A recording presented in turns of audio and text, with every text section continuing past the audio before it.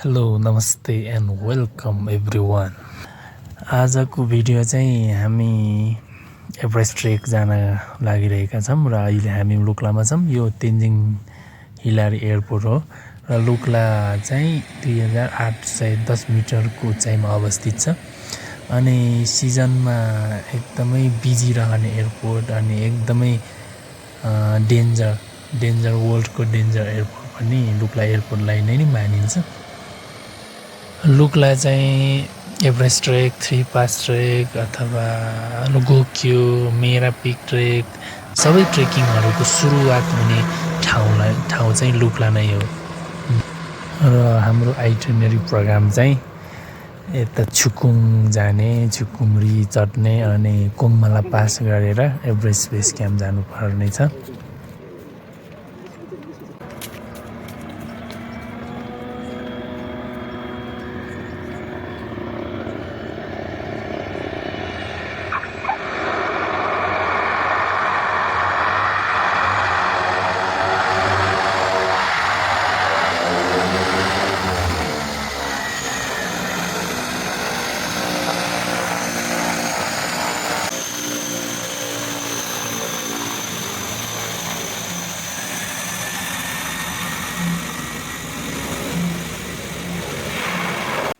यो भिडियोमा चाहिँ मैले यो रुटहरूको बारेमा कति घन्टा लाग्छ, कति अल्टिट्युड छ त्यो सबै भन्ने कोसिस गर्नेछु।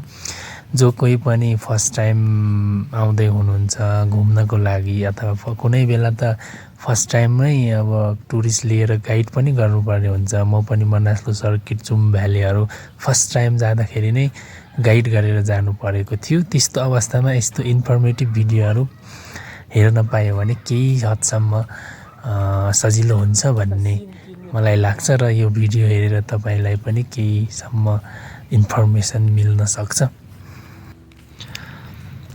अहिले हामी लुक्ला बजार कटिसकेका छौँ र यो चाहिँ पसाङ लामो मेमोरियल गेट हो। पसाङ लामो शेर्पा चाहिँ नेपालको पहिलो एभरेस्ट चढ्ने महिला भनेर चिनिन्छ। हामीले कति किताबहरूमा पढिसकेका छौँ र लुक्लाबाट छेप्लुङसम्म चाहिँ अलिक हल्का ओह्रालो छ बाटो। छेप्लुङबाट त्यही हो राम्रो बाटो छ, त्यस्तो धेरै उकालो ओह्रालो छैन। त्यही बुद्धिस्ट कल्चर, बुद्धिस्ट हेरिटेजहरू, मानिवाल, अब त्यो प्रे फ्ल्याग्सहरू, प्रे विलहरू सबै बुद्धिस्ट एरियामा रहने नै भयो।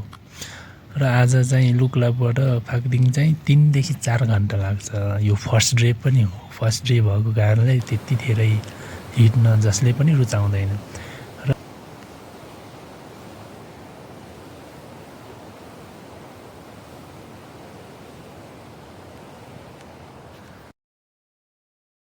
र आजको बसाइ चाहिँ फाक्दिङमा रहन्छ।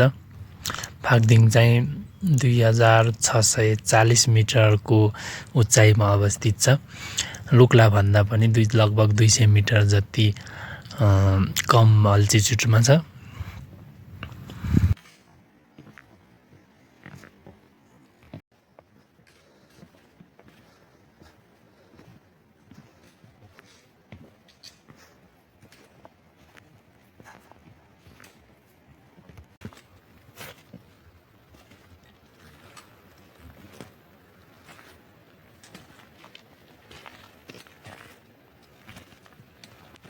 अहिले चाहिँ हामी फाक्दिङ आइसकेका छौँ र यो दुधकोशी नदी हो। दुधकोशी पुल क्रस गरेर पारिपट्टि गएर हामी बास बस्नेछौँ। यो होटलको नाम चाहिँ होटल शेर्पा फाक्दिङ। यो होटलमा हामी बास बस्छौँ। आज हामीलाई लन्च ब्रेक सहित 4 घन्टा जति लागेको छ। Good morning from the Phakding. आज हाम्रो यात्राको सेकेन्ड डे अनि यो यहाँ शेर्पा हिमालयन शेर्पा हस्पिटल यहाँ चाहिँ दिपाले काम गर्छ र आजको हाम्रो आइटिनरी प्रोग्राम चाहिँ नाम्चे बजारसम्मको छ। नाम्चे बजार चाहिँ 3447 मिटरको उचाइमा अवस्थित छ अनि नाम्चे बजार पनि सबै बुद्धिस्ट एरिया हो। मानिवाल, प्रे फ्ल्याग्स अनि प्रे विल लगायत त्यो ढुङ्गामा खोपिएको अक्षरहरू त बाटैभरि रहने नै भयो।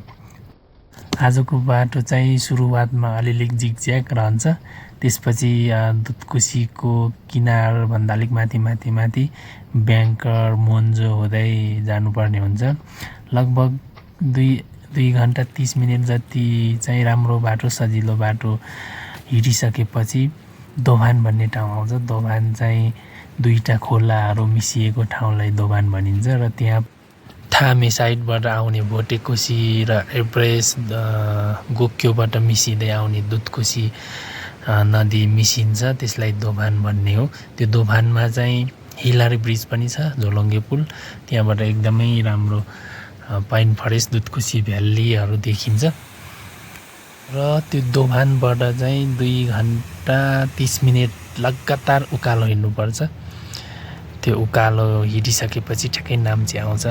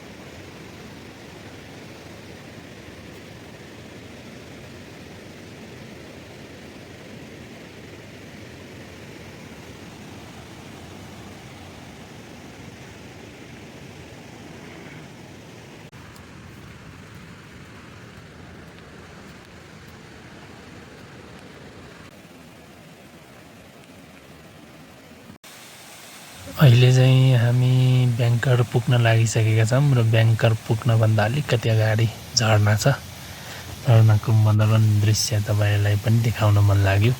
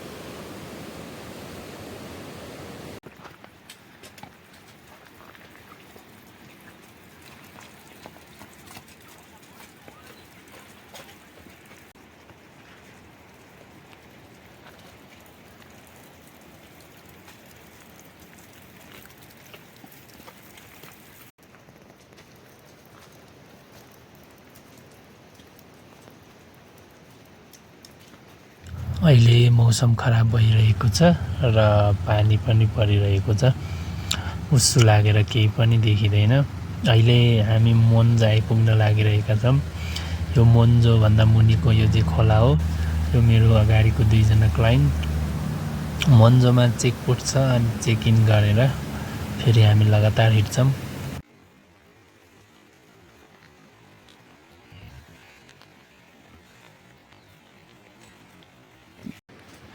ब्याङ्करभन्दा अगाडि हामीले दुधकोसी पुल क्रस गऱ्यौँ र अहिले फेरि पनि मोन्जोभन्दा पछि त्यही दुधकोसी खोलालाई क्रस गर्नुपर्ने हुन्छ। र यो देखिने ठाउँ चाहिँ जोरसाले हो।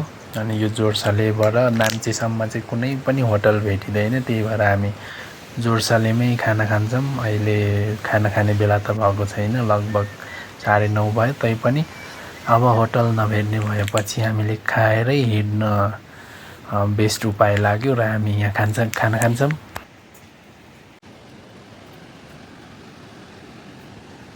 जोरसलेमा खाना खाइसकेपछि पनि फेरि पुल आउँछ। यो दुधकोसीलाई हामी 3-4 चोटि क्रस गर्नुपर्ने हुन्छ फागदिङबाट नाम्चेसम्मको यात्रामा।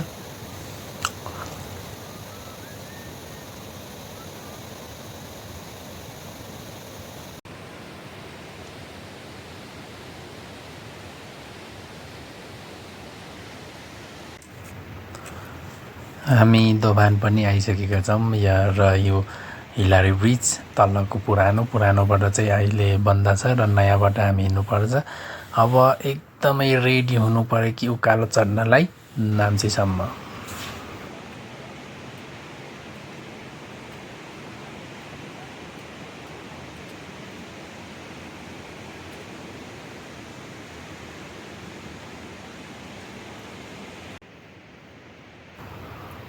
हामी अब हिलारी ब्रिज क्रस गर्न जाँदैछौँ।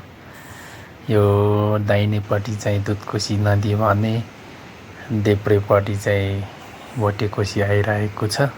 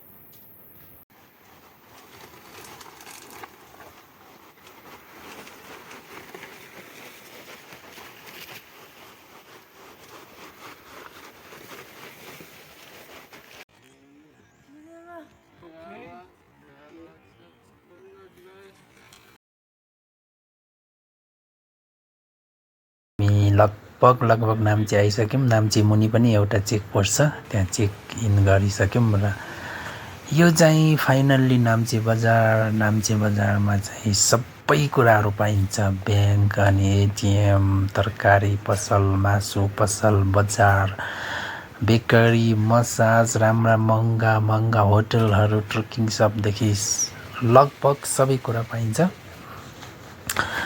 अनि यहाँ 2 दिन बस्नुपर्ने हुन्छ किनभने हाई पचाउनको लागि। हाईमा 3000 मिटर कटिसकेपछि हाईमा धेरै छिटो जाने, हाई नपचाइकन एक्लिमेटाइजेसन नगरिकन जाने गरियो भने बिरामी हुने सम्भावना भएको कारण भोलि हामी नाम्चेमै बस्छौँ र माथि खुम्जुङ पनि जान्छौँ हाई पचाउनलाई। खुम्जुङ चाहिँ लगभग 4000 मिटरको उचाइमा छ र बाँकी भिडियो अर्को पार्टमा आउँछ। पर्खेर बस्नुहोला, हेर्दै गर्नुहोला।